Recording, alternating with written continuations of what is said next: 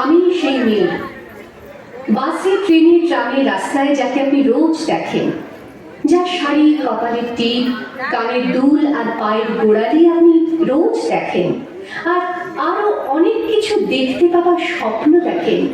স্বপ্নে যাকে ইচ্ছে মতন দেখেন, আমি সেই মেয়ে।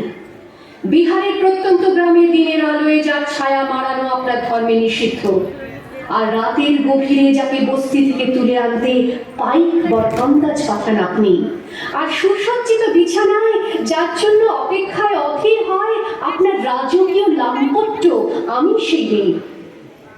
আমি সেই মেয়ে।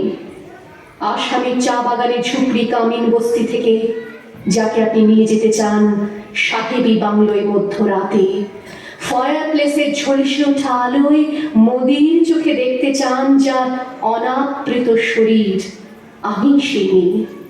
রাজস্থানের শুকনো উঠোন থেকে পিপাসার জল আনতে যাকে আপনি পাঠিয়ে দেন 10 মাইল দূরের সরকারি নিদারায়, আর 20 মাইল হেঁটে ক্লান্ত বিধ্বস্ত যে রমণী খরা কাকে ঘরে ফিরলেই যাকে বসিয়ে দেন চুলার আগুনের সামনে আপনার রুটি বানাতে, আমি সেই মেয়ে।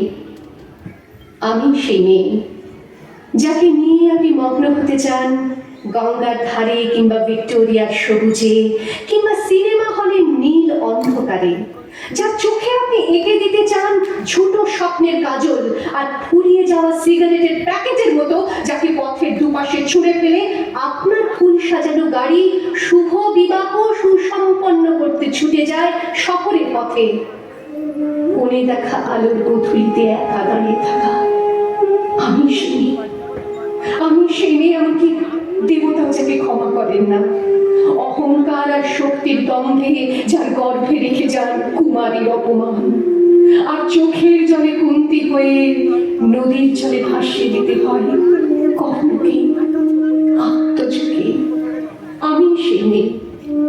সংসারের অসময়ে আমি ভরসা, আমার ছাত্র পড়ানো টাকায় মায়ের ওষুধ কেনা হয়, আমার বাড়তি রোজগারে ভাইয়ের বই কেনা হয়, আমার সমস্ত শরীর প্রবল বৃষ্টিতে ভিজতে থাকে, কালো আকাশ মাথায় নিয়ে আমি ছাতা হয়ে থাকি, ছাতার নিচে সুখে বাঁচে সংসার। আপনি আপনি আপনি আপনারা আপনারা আমার জন্য অনেক করেছেন। সাহিত্যে, কাব্যে, শাস্ত্রে, লোকাচারে আমাকে মা বলে পুজো করেছেন, প্রকৃতি বলে আদিক্ষেতা করেছেন, আবার শহরগঞ্জের কানাগুলিতে ঠোঁটে রং মাখিয়ে কুপি হাতে দাঁড় করিয়েও দিয়েছেন।